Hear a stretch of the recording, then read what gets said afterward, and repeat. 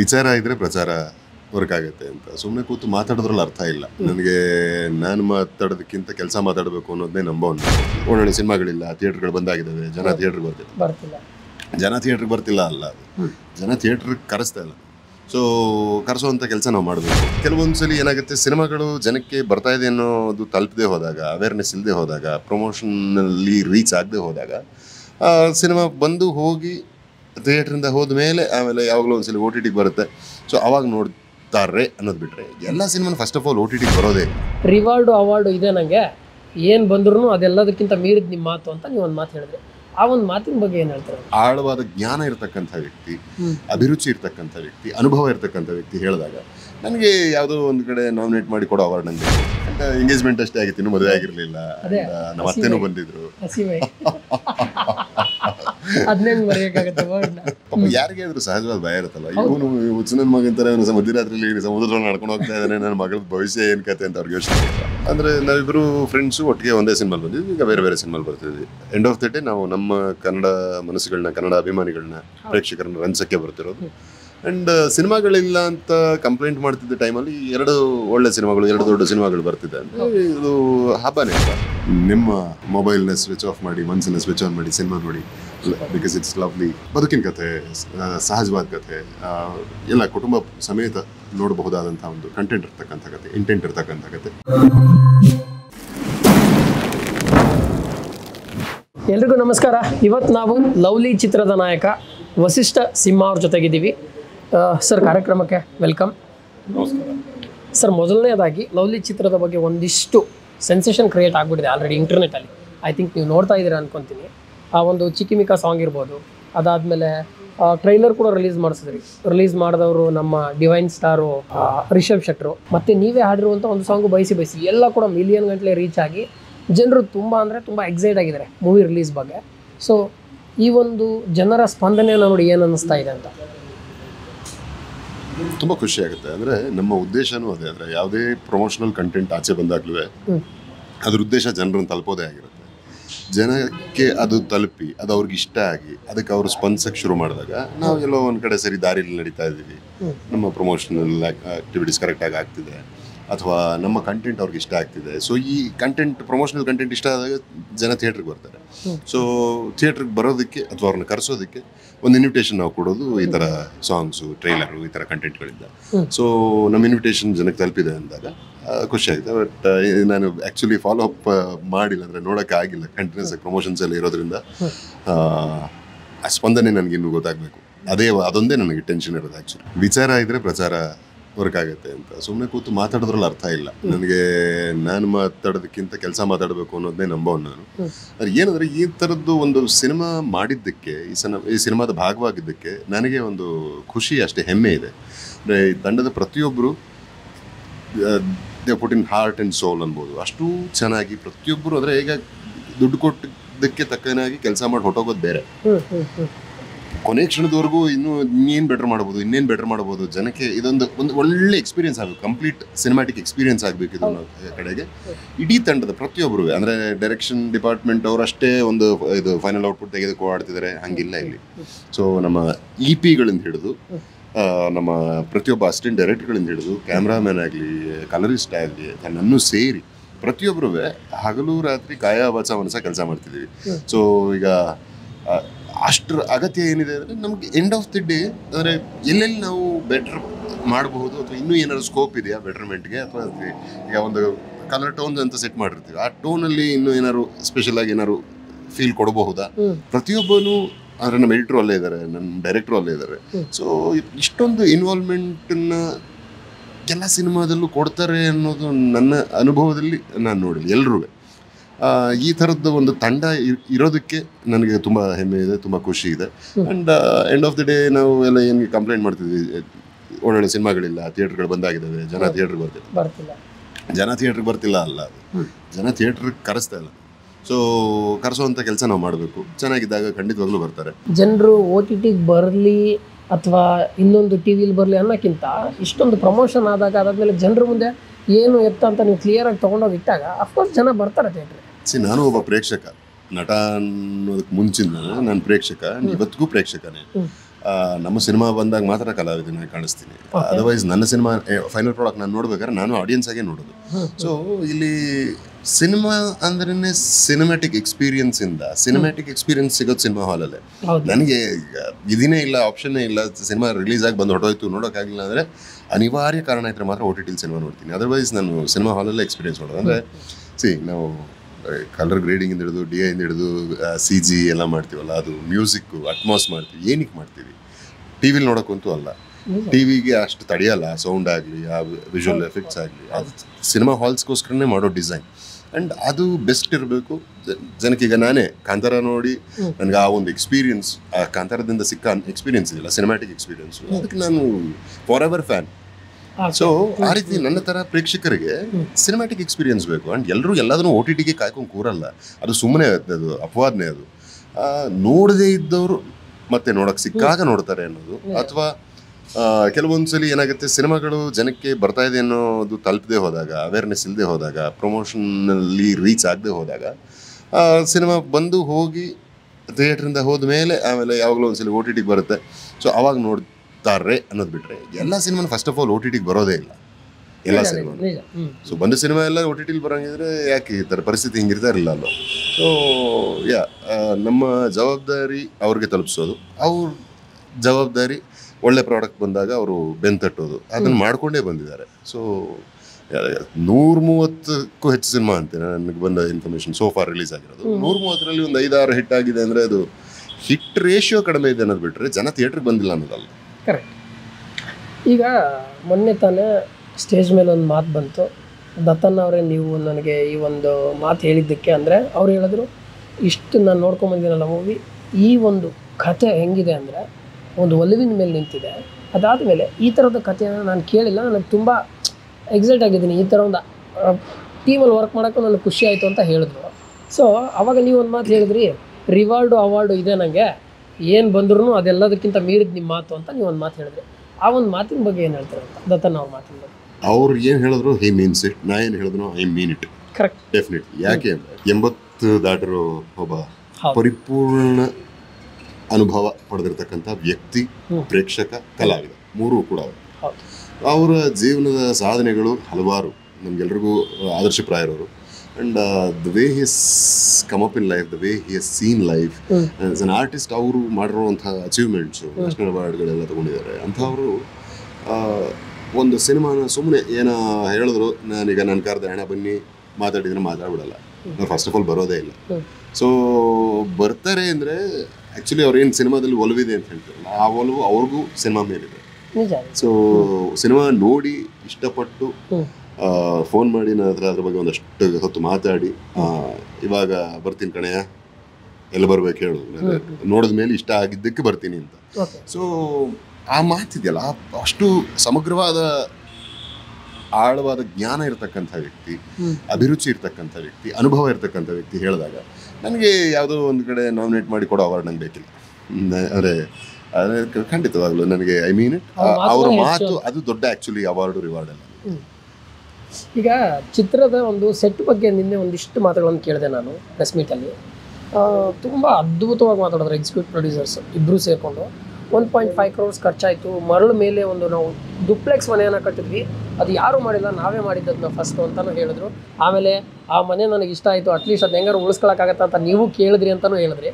ಏನು ಆ ಸೆಟ್ಟಿಂಗ್ ಬಗ್ಗೆ ಏನು ಹೇಳ್ತೀರಾ ಅಂತ, ಅದರಲ್ಲಿ ಶೂಟ್ ಮಾಡಿದಂಥ ಅನುಭವದ ಬಗ್ಗೆ ಹೇಳಿ. ಈ ಸಿನಿಮಾದಲ್ಲಿ ಪ್ರತಿಯೊಂದು ಸೆಟ್ಗಳು, ಒಂದು ಬೈಕ್ ಯೂಸ್ ಮಾಡಿದ್ದೀವಿ, ಆ ಬೈಕು ಇವೆಲ್ಲವೂ ಒಂದೊಂದು ಪಾತ್ರವಾಗಿ ಕಾಣುತ್ತೆ, ಒಂದೊಂದು ತುಂಬ ಇಂಪಾರ್ಟೆನ್ಸ್ ಇರ್ತಕ್ಕಂಥ ಅಂಶಗಳಾಗಿದೆ ಸಿನಿಮಾದಲ್ಲಿ. ಯಾವುದೋ ಅನಾಮತ್ತಾಗಿ ಅನಗತ್ಯವಾಗಿ ಪ್ರೊಡ್ಯೂಸರ್ ದುಡ್ಡು ಹಾಕ್ತಾರೆ ಅಂತ ಮಾಡಿದ್ದಲ್ಲ. ಸೊ ಪ್ರತಿಯೊಂದಕ್ಕೂ ಕಾರಣ ಇದೆ. ಆ್ಯಂಡ್ ಅಲ್ಲಿ ಆ ಜಾಗದಲ್ಲಿ ಏನಕ್ಕೆ ಸೆಟ್ ಅಂದರೆ, ಅಲ್ಲಿ ಜೀವನದ ಸೂರ್ಯೋದಯ, ಜೀವನದ ಸಂಧ್ಯಾಕಾಲ, ಇದೆಲ್ಲವನ್ನು ತುಂಬ ಮೆಟಫಾರಿಕಲಿ ರಿಫ್ಲೆಕ್ಟ್ ಆಗುತ್ತೆ. ಅಲ್ಲಿ ಸನ್ರೈಸು ಸನ್ಸೆಟ್ ಎರಡೂ ಕಾಣುತ್ತೆ ಆ ಒಂದು ಪರ್ಟಿಕ್ಯುಲರ್ ಜಾಗದಲ್ಲಿ. ಅದು 220 ಡಿಗ್ರಿ ಸ್ಟ್ರೆಚ್, ಅದು ಬೀಚು 180 ಡಿಗ್ರಿ, ಒಂದು ಹಿಂಗೆ ಫ್ಲಾಟ್ ಲೈನ್ 180 ಡಿಗ್ರಿ ಕಾಣುತ್ತಲ್ಲ, ಇಲ್ಲಿ 220 ಡಿಗ್ರಿ ಕಾಣುತ್ತೆ. ಆ ಮನೆ ಇದ್ದಿದ್ದು ಸೆಟ್ ಹಾಕಿದ ಪಾಯಿಂಟ್ ಇಂದ ಇಷ್ಟು ಕವರ್ ಆಗುತ್ತೆ. ಸೊ ಎರಡು ಕಾಣುತ್ತೆ, ಸನ್ರೈಸು ಸನ್ಸೆಟ್.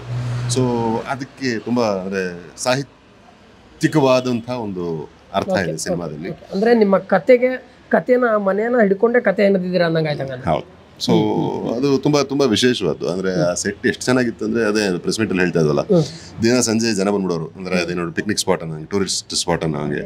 ಸೊ ನನಗೂ ತುಂಬಾ ಇಷ್ಟ ಆಗೋಯ್ತು ಮನೆ ಯಾರು ಉಳಿಸ್ಕೋಬೋದ ಅಂತ. ಅಯ್ಯೋ ಸೆಟ್ ಹಾಕಕ್ಕೆ ಇಷ್ಟೆಲ್ಲ ಹೆಣಗಾಡ್ಬಿಟ್ಟು ಒಂದು 7-8 ಡಿಪಾರ್ಟ್ಮೆಂಟ್ ಪರ್ಮಿಷನ್ ತೊಗೊಂಡಿದ್ದೀವಿ. ಅದು ಕಟ್ಟಕ್ಕೆ ಒಂದಷ್ಟು ಟೈಮು, ಕಟ್ಟಕ್ಕೆ ಶುರು ಮಾಡಿದಾಗ ಒಂದು ಸಲ ಸ್ಟ್ರಕ್ಚರ್ ಹಾಕ್ತಾರೆ, ಅದು ಉದುರೋಗುತ್ತೆ, ಅಷ್ಟು ತೀವ್ರವಾದ ಗಾಳಿ ಮಳೆ.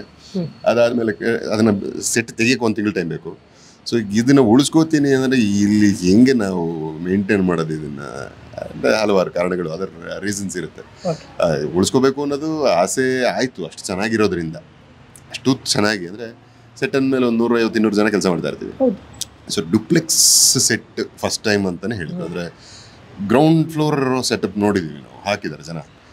ಮೇಲ್ಗಡೆ ಸುಮ್ಮನೆ ಒಂದು ಎಫೆಕ್ಟ್ಗೋಸ್ಕರ ಮಾಡಿಬಿಟ್ಬಿಟ್ಟಿರ್ತಾರೆ, ಯಾಕಂದರೆ ವೆಯ್ಟ್ ತಡೆಯಲ್ಲ, ಮರಳ ಮೇಲೆ ಸ್ಟ್ರಕ್ಚರ್ಗಳು ನಿಲ್ಲಲ್ಲ. ಸೊ ಅಷ್ಟು ಚೆನ್ನಾಗಿ ಒಳ್ಳೆ ದೊಡ್ಡ ಅಂದರೆ ಒಂದು ಒಳ್ಳೆ ಇಂಜಿನಿಯರಿಂಗ್ ಕೆಲಸ ಅದು. ಸೊ ನಮ್ಮ art director Pratap Mendon actually ಇಂಜಿನಿಯರೇ ಆಗ್ಬಿಟ್ಟಿದ್ರು. ಸೊ ಫ್ಯಾಬ್ರಿಕೇಶನ್ಸ್ ಎಲ್ಲ ಮಾಡಿಸಿ ತುಂಬ ಡೀಪಾಗಿ ಅದನ್ನು ರೂಟ್ ಮಾಡಿಸಿ ತುಂಬಾ ಎಫರ್ಟ್ ಹೋಗಿದೆ. ಒಂದು 2 ತಿಂಗಳು ಹೆಚ್ಚು ಕಡಿಮೆ ಸೆಟ್ ಹಾಕೋದಕ್ಕೆ ಟೈಮ್ ಹಿಡಿದು, ತೆಗಿಯೋಕ್ಕೆ 1.5 ತಿಂಗಳಾಗಿದೆ ಅಂತ ಹೇಳಿದ್ರು. ಹೌದು. ಸೊ ಎಲ್ಲವೂ ಈ ಸಿನಿಮಾಗೋಸ್ಕರ, ಈ ಸಿನಿಮಾ ಕಥೆಗೋಸ್ಕರ, ಈ ಸಿನಿಮಾ ಮೇಲಿರೋ ಪ್ಯಾಷನ್ಗೋಸ್ಕರ, ಅವರ ಹಾರ್ಡ್ ವರ್ಕು, ನಮ್ಮ ನಿರ್ಮಾಪಕರ ದುಡ್ಡು, ಜೊತೆಗೆ ಅದೆಲ್ಲ ಆದ್ಮೇಲಿಂದ ನಮ್ಮ ಕೆಲಸ ಅಲ್ಲಿ, ಎಲ್ಲವೂ ಅಂದರೆ ಸಿನಿಮಾ ನೋಡಿದಾಗಲೇ ನಿಮ್ಗೆ ಅರ್ಥ ಆಗುತ್ತೆ. ಅದಾಯ್ತು. ಇವಾಗ ಸಮುದ್ರ ತೀರ ಅಂದ ತಕ್ಷಣ ನೀವು ಹೇಳಿದ್ರಿ ಬೆಳಿಗ್ಗೆ ನೋಡೋಕೆ ತುಂಬ ಚೆನ್ನಾಗಿರುತ್ತೆ, ರಾತ್ರಿ ಆದರೆ ಗೊತ್ತಾಗುತ್ತೆ ಅದರದ್ದು ರೌದ್ರ ನರ್ತನ ಅಂತ. ಯೂಶ್ವಲಿ ಹೆಂಗಾಗುತ್ತೆ ಅಂದರೆ ಹುಣ್ಣಿಮೆ ದಿವಸ ಅಲೆಗಳು ಜಾಸ್ತಿ ಇರುತ್ತೆ ಅಂತ ನಾನು ಕೇಳ್ಪಟ್ಟಿದ್ದೀನಿ, ಎಲ್ಲ ಒಂದು ಕಡೆ ಓದಿದ್ದೀನಿ. ಮೀನುಗಾರರು ಆಲ್ಮೋಸ್ಟ್ ಆಲ್ ಹುಣ್ಣಿಮೆ ದಿವಸ ಎಲ್ಲ ಮೀನು ಹಿಡಿಯೋಕ್ಕೆ ಹೋಗಲ್ಲ ಅಂತ ಕೇಳಿದ್ದೀನಿ. ಆಮೇಲೆ ಅಮಾವಾಸ್ಯೆ ದಿವಸನೂ ಅಷ್ಟೇ ಅಲೆಗಳೊಂದು ಸ್ವಲ್ಪ ಜಾಸ್ತಿ ಇರುತ್ತೆ ಅಂತ.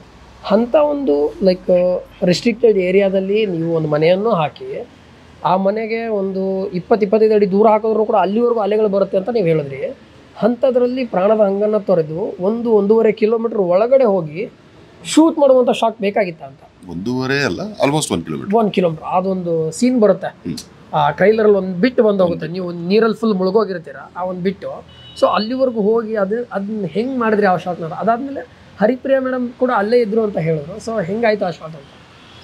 ಅದು ಒಂದು ಸಿನಿಮಾದ ಒಂದು one of the major element episode ಅದು. ಸೊ ಆ ಎಪಿಸೋಡ್ನ ನಮ್ಮ ಡೈರೆಕ್ಟ್ರು ಬರ್ಕೊಂಡಾಗ ಕೇಳಿ ಎಕ್ಸೈಟ್ ಆಗಿದ್ದೆ.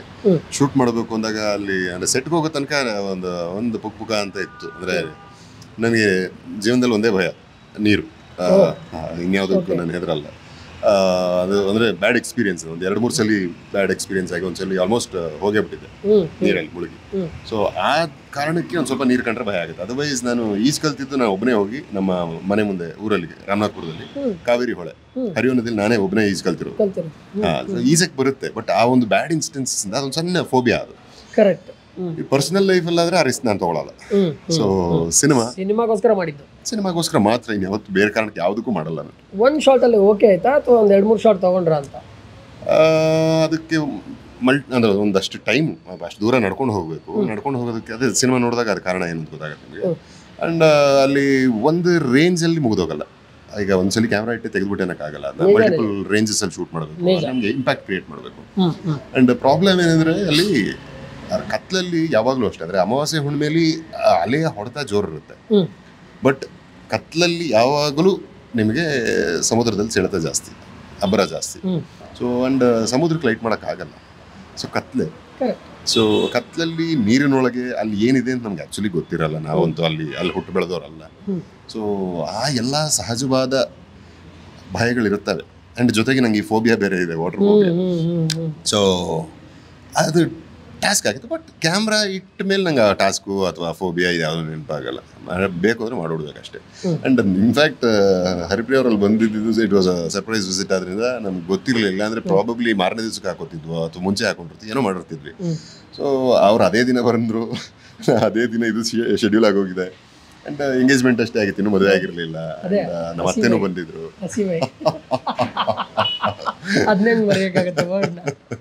ಯೂಟ್ಯೂಬರ್ಸ್ ಎಲ್ಲ ತಮ್ಮನೇಲಿ ಮಾಡ್ಕೊಂಡ್ಬಿಡ್ತಾರೆ, ವಸಿಷ್ಠ ಸಿಂಹ ಅವ್ರ ಸಿಂಹ ಎಲ್ಲಿದ್ರು, ನಾವು ಅತ್ತೇನೂ ಇದ್ರು. ಅಂದ್ರೆ ಪಾಪ ಯಾರಿಗೆ ಆದ್ರೂ ಸಹಜವಾದ ಭಯ ಇರುತ್ತಲ್ಲ. ಇವನು ಹುಚ್ಚನ ಮಗಂತಾರೆ, ಅವನು ಮಧ್ಯರಾತ್ರಿಯಲ್ಲಿ ಸಮುದ್ರದಲ್ಲಿ ನಡ್ಕೊಂಡು ಹೋಗ್ತಾ ಇದ್ದಾನೆ, ನನ್ನ ಮಗಳ ಭವಿಷ್ಯ ಏನು ಕತೆ ಅಂತ ಅವ್ರಿಗೆ ಯೋಚನೆ ಆಗಲ್ವಾ. ಸೊ ಪಾಪ it was sweet of her, ಭಯ ತೋರಿಸ್ಲಿಲ್ಲ ನನಗೆ, ಬಟ್ ಒಳಗೆ ಭಯ ಇದ್ದೇ ಇರುತ್ತೆ. ಆ್ಯಂಡ್ ನನಗೂ ಒಂದು ಆತಂಕ ಇರುತ್ತೆ, ಅಂದರೆ ನಾನು ಈ ಥರ ನನಗೆ ರಿಸ್ಕ್ ತೊಗೊಳೋದು ನನಗೂ ಓಕೆ. ಆ್ಯಂಡ್ ಏನೋ ಬಂಡತನದಿಂದ ರಿಸ್ಕು ಅಲ್ಲ, ಅದಕ್ಕೆ ಬೇಕಾದ ಪ್ರಿಕಾಷನ್ಸ್ ಇದೆ. ಓನ್ಲಿ ಇಶ್ಯೂ ಇಸ್ ಕತ್ಲೆ.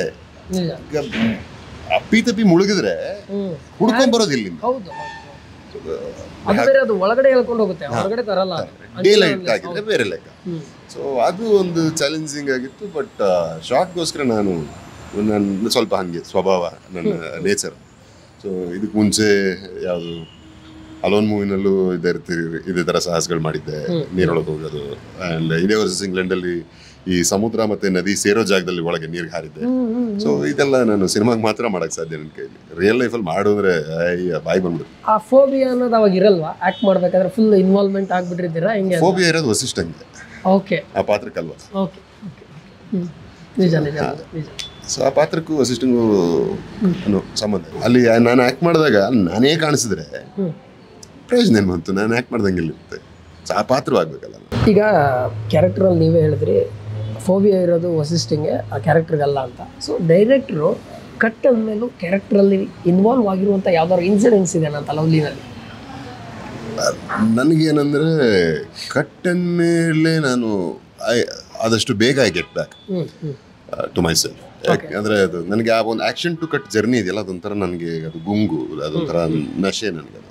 ಸೊ ಬಹುತೇಕ ಆ ಟೈಮಲ್ಲಿ ನನಗೆ ಬಾಕಿ ಅವೇರ್ನೆಸ್ ಇರಲ್ಲ.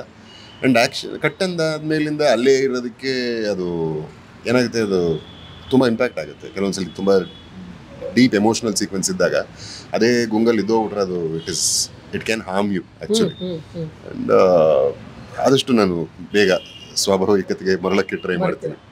And acting is all about that ಅಲ್ಲ. ಹಲವಾರು ವಿಚಾರಗಳು ನಮ್ಮಲ್ಲಿ ಪಾತ್ರದ ಇನ್ಫ್ಲೂಯೆನ್ಸಿಂದ ಬದಲಾಗ್ಬಿಡ್ತವೆ. ಸೊ ತುಂಬ ಅದನ್ನು ಮನ್ಸಿಗೆ ಹಾಕೊಂಡಾಗ ಅಥವಾ ನಾವು ತುಂಬ ಪಾತ್ರಕ್ಕೆ ಹಚ್ಕೊಂಡ್ಬಿಟ್ಟಾಗ ಆ ಥರ ಇಂಪ್ಯಾಕ್ಟ್ ಅಂತೂ ಇದ್ದೇ ಇರುತ್ತೆ, ಇಲ್ಲ ಅಂತಲ್ಲ. ಬಟ್ ಆ ಶಾರ್ಟ್ ನೋಡಬೇಕು ಈಗ ಮಾನಿಟ್ರಲ್ಲಿ ಅಂದ್ರೆ you have to get back to normal ಅಲ್ಲ.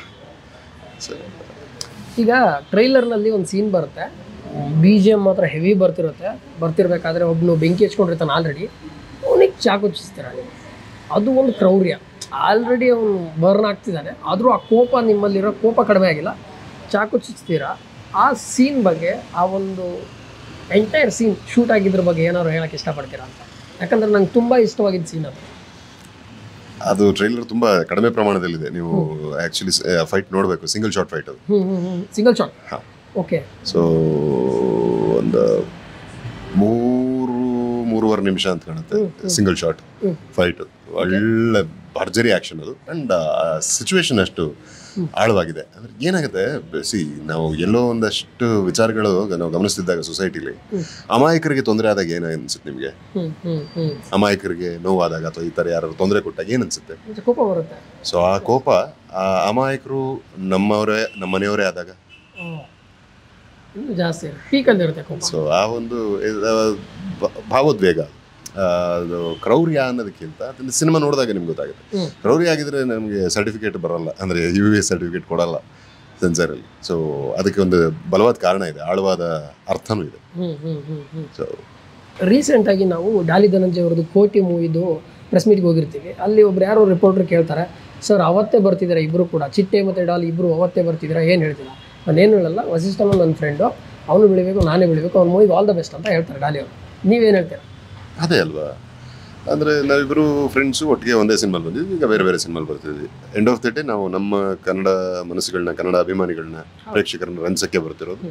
ಆ್ಯಂಡ್ ಸಿನಿಮಾಗಳಿಲ್ಲ ಅಂತ ಕಂಪ್ಲೇಂಟ್ ಮಾಡ್ತಿದ್ದ ಟೈಮಲ್ಲಿ 2 ಒಳ್ಳೆ ಸಿನಿಮಾಗಳು, 2 ದೊಡ್ಡ ಸಿನಿಮಾಗಳು ಬರ್ತಿದೆ ಅಂದರೆ ಇದು ಹಬ್ಬನೇ ಅಲ್ವಾ. ಆ್ಯಂಡ್ ಯಾಕೆ 2 ಸಿನಿಮಾ ಬರಬಾರ್ದು? 4 ಸಿನಿಮಾ ಬರ್ತೀವಿ, ಒಳ್ಳೇದೇ ಅಲ್ವಾ.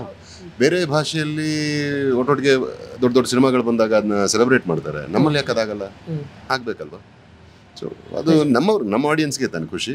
ಈಗ ಇದನ್ನ ಫಸ್ಟ್ ನೋಡಿ, ಲವ್ಲಿ ಫಸ್ಟ್ ನೋಡಿ ಆಮೇಲೆ ಕೋಟಿ ನೋಡ್ಬೋದು, ಅಥವಾ ಕೋಟಿನ ಫಸ್ಟ್ ನೋಡಿ ಆಮೇಲೆ ಲವ್ಲಿ ನೋಡ್ಬೋದು.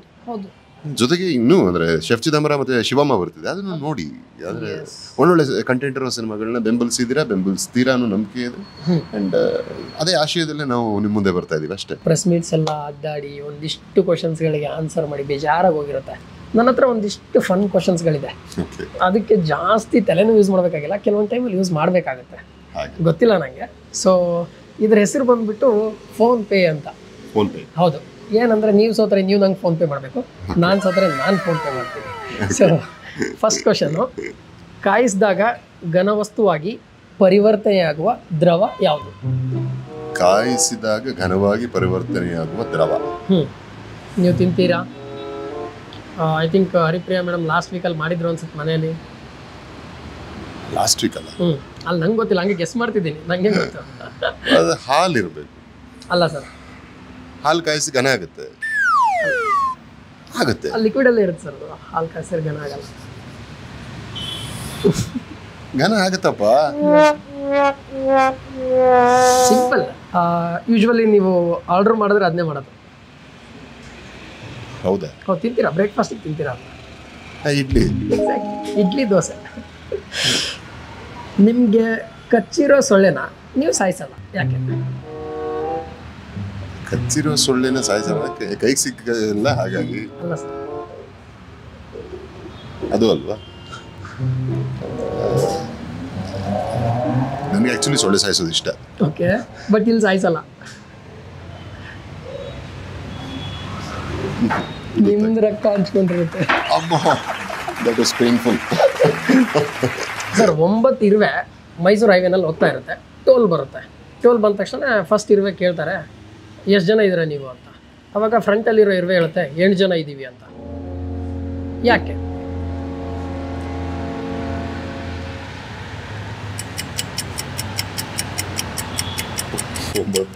ಒಂಬತ್ತು ಇರುವೆ ಇರುತ್ತೆ ಫ್ರಂಟಲ್ಲಿ. ಇಲ್ಲ ಸರ್, ತಪ್ಪು.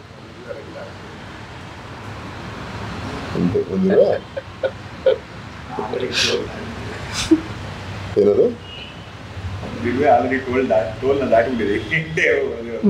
ಅಲ್ಲ, ಅದು ಅಲ್ವಾ? ಅಲ್ಲ ಸರ್, ಏನೋ ಗೊತ್ತಿಲ್ಲ. ಏನಿಲ್ಲ ಸರ್, ಮುಂದೆ ಇರುತ್ತಲ್ಲ ಸರ್ ಇರುವೆ, ಬರೀ ಸುಳ್ಳು ಹೇಳ್ತಿರುತ್ತೆ ಸರ್. ಸರ್, ತಲೆಗೆ ಮಹತ್ವ ಕೊಡುವ ಆಫೀಸ್ ಯಾವುದು? Head office. ಎಕ್ಸಾಕ್ಟ್ಲಿ. ಚಳಿಗಾಲದಲ್ಲಿ ಐಸ್ ಕ್ರೀಮ್ ತಿಂದರೆ ಏನಾಗುತ್ತೆ? ಹೊಟ್ಟೆಗೆ ಹೋಗುತ್ತೆ.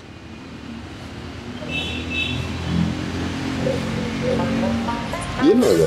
ನಾನು ತಿಂತೀನಿ, ಖಾಲಿ ಆಗುತ್ತೆ. ಹೊಟ್ಟೆಗೆ ಹೋಗುತ್ತೆ. ಕಪ್ಪು ಲೋಟದಲ್ಲೂ ಖಾಲಿ ಆಗುತ್ತೆ, ಹೊಟ್ಟೆಗೆ ಹೋಗುತ್ತೆ. ಅದೇ ಫಸ್ಟ್. ಇಲ್ಲಿ ಫುಲ್ ಆಯ್ತು, ಇಲ್ಲಿ ಫುಲ್ ಆದ್ಮೇಲೆ ಅಲ್ಲಿ ಖಾಲಿ ಆಗೋದು. ಅದೇನದು ಸರ್? ಅತಿ ಹೆಚ್ಚು ಸೇವಿಸುವ ಪಾನೀಯ ಯಾವುದು? ನೀರು. ಸೆಕೆಂಡ್ ಒನ್ ಹಾಲು. ನಾನು ಕುಡಿಯೋದು ಅದೇ. ಅಲ್ಲ ಸರ್, ಅತಿ ಹೆಚ್ಚು ಅಂದರೆ coffee. Overall sir, over tea. First water, next tea. ಟೀನೇ ಜಾಸ್ತಿ. ನನ್ನ ಬಗ್ಗೆ ಕೇಳಿದ್ದ, ಸಮಾಜದ ಬಗ್ಗೆ? ಎಂಟೈರ್. ಹಾಂ, ಟೀ. ನನಗೇನು? ಓಕೆ ಸರ್, ತಾಜ್ ಮಹಲ್ಗೆ ಬಣ್ಣ ಬಳದ್ರೆ ಏನಾಗುತ್ತೆ? ಬಣ್ಣವಾಗಿರುತ್ತೆ. ಇಲ್ಲ ಸರ್, ಖರ್ಚಾಗುತ್ತೆ. ಪೇಂಟ್ ಖಾಲಿ ಆಗುತ್ತೆ. ಇಲ್ಲ, ಪುಣ್ಯ. ಇಲ್ಲ ಸರ್, ಪೇಂಟ್ ತಗೋಬೋದು, ಬಟ್ ಖರ್ಚಾಗುತ್ತೆ. ಸರ್, ಫ್ರೀಯಾಗಿ ಸ್ಪಾನ್ಸರ್ ಮಾಡಿಸ್ಕೊತೀವಿ ಬಿಡಿ ನಾವು. ಸರಿ ಸರ್. ಸರ್, ಕೊನೆಯದಾಗಿ ಲವ್ಲಿ ಬಗ್ಗೆ ಹೇಳೋದಾದ್ರೆ ಏನು ಹೇಳ್ತೀರಾ ಆಡಿಯನ್ಸ್ಗೆ? ಒಳ್ಳೆ ಸಿನಿಮಾಗಳು ಬಂದು ತುಂಬ ಗ್ಯಾಪ್ ಆಯಿತು ಅಂತನೋ, ಅಥವಾ ಫ್ಯಾಮಿಲಿ ಸಿನಿಮಾಗಳು ಬಂದು ಗ್ಯಾಪ್ ಆಯಿತು ಅಂತನೋ ಜನನೂ ಕಂಪ್ಲೇಂಟ್ ಮಾಡೋ ಹಾಗಿಲ್ಲ. ಜನ ಥಿಯೇಟ್ರಿಗೆ ಬರ್ತಿಲ್ಲ ಅಂತ ನಾವು ಕಂಪ್ಲೇಂಟ್ ಮಾಡೋ ಹಾಗಿಲ್ಲ, ನಮ್ಮವರು ಸಿನಿಮಾದವರು ಕಂಪ್ಲೇಂಟ್ ಮಾಡೋ ಹಾಗಿಲ್ಲ. ಇದು ಯಾವಾಗಲೂ ಜನರ ಮತ್ತು ಸಿನಿಮಾದವರ ಸಂಬಂಧ. ಇದು ಗಿವ್ ಆ್ಯಂಡ್ ಟೇಕ್. ಅವ್ರಿಗೆ ಇಷ್ಟ ಆಗುವಂಥ ಸಿನಿಮಾಗಳನ್ನ ನಾವು ಕೊಡ್ತೀವಿ, ನಾವು ಖುಷಿ ಪಡೋ ರೀತಿ ರಿಸಲ್ಟ್ ಅವ್ರು ಕೊಡ್ತಾರೆ. ಸೊ ಈ ಒಂದು ಕೊಡು ತಗೊಳ್ಳುವಿಕೆ ಏನಿದೆ, ಇದು ಅನಾದಿ ಕಾಲದಿಂದ ನಡ್ಕೊಂಡೇ ಬಂದಿರೋದು. ಸೊ ಈ ಸಲ ಆ ಥರ ಕಂಪ್ಲೇಂಟ್ ಮಾಡದೇ ಇರತಕ್ಕಂಥ ಒಳ್ಳೆ ಕಂಟೆಂಟು ಆ್ಯಂಡ್ ನಿಮ್ಮನ್ನು ಮನಸ್ಸನ್ನು ಗೆಲ್ತಕ್ಕಂಥ ಒಂದು ಅದ್ಭುತವಾದ ವಿಷಯದ ಜೊತೆಗೆ ಒಳ್ಳೆ ಕಮರ್ಷಿಯಲ್ ಫ್ಯಾಮಿಲಿ ಎಂಟರ್ಟೈನರ್ ಸಿನಿಮಾ ಮೂಲಕ ನಾವು ನಿಮ್ಮ ಹತ್ರ ಬರ್ತಿದ್ದೀವಿ. ನಿಮ್ಮ ಏನು ಹೇಗೆ ಹೇಳಬೇಕು, ಮೊಬೈಲ್ನ ಸ್ವಿಚ್ ಆಫ್ ಮಾಡಿ, ಮನಸ್ಸನ್ನು ಸ್ವಿಚ್ ಆನ್ ಮಾಡಿ ಸಿನಿಮಾ ನೋಡಿ. Because it's lovely. ತುಂಬ ಒಳ್ಳೆ ಬದುಕಿನ ಕಥೆ, ಸಹಜವಾದ ಕಥೆ, ಎಲ್ಲ ಕುಟುಂಬ ಸಮೇತ ನೋಡಬಹುದಾದಂಥ ಒಂದು ತುಂಬಾ ಒಳ್ಳೆ ಕಂಟೆಂಟ್ ಇರ್ತಕ್ಕಂಥ ಕತೆ, ಇಂಟೆಂಟ್ ಇರ್ತಕ್ಕಂಥ ಕತೆ. ಸೊ ಇಂಥ ಒಂದು ಪ್ರಾಡಕ್ಟ್ನ ನಿಮ್ಗೆ ಕೊಡೋದಕ್ಕೆ, ನಿಮ್ಮ ಮುಂದೆ ತರ್ತಿರೋದಕ್ಕೆ ನಮಗೆ ಹೆಮ್ಮೆ ಇದೆ. ನೀವು ಇಷ್ಟಪಡ್ತೀರಿ, ಗೆದ್ದೇ ಗೆಲ್ತೀರಿ ಅನ್ನೋ ಭರವಸೆ. ಇಷ್ಟದವರೆಗೂ ಎಷ್ಟೇ ಬ್ಯುಸಿ ಇದ್ದರೂ ಕೂಡ ನಮ್ಮ ಜೊತೆ ನಮ್ಮ ಕಾರ್ಯಕ್ರಮದಲ್ಲಿ ಭಾಗವಹಿಸಿದ್ದಕ್ಕೆ ತುಂಬ ಥ್ಯಾಂಕ್ಸ್. ಹಾಗೆ ನಿಮ್ಮ ಲವ್ಲಿ ಚಿತ್ರಕ್ಕೆ ಒಳ್ಳೆಯದಾಗಲಿ, 100 ಡೇಸ್ ಅಲ್ಲ 150 ಡೇಸ್ ಹೋಗಲಿ ಅಂತ ನಾನು ಕೇಳ್ಕೊತೀನಿ ಮುಖಾಂತರ. Thank you sir, thank you so much. So ನೀವು ಫೋನ್ಪೇ ಗೇಮಲ್ಲಿ 3 ಕ್ವಶನ್ಸ್ ತಪ್ಪಾಗಿ ಹೇಳಿದ್ರೆ 30 ರೂಪೀಸ್ ನನಗೆ ಫೋನ್ಪೇ ಮಾಡಬೇಕು. ಖಂಡಿತ ಇಲ್ಲ, ನಾನು 50 ರೂಪೀಸ್ ನೀವು ಮಾಡಬೇಕು ಫೋನ್ಪೇ. ನಾನು ಮಾಡಲ್ಲ ಸರ್. ಸರಿ ಸರ್, ಮಾಡ್ತೀನಿ, ಹಂಗೇನಿಲ್ಲ.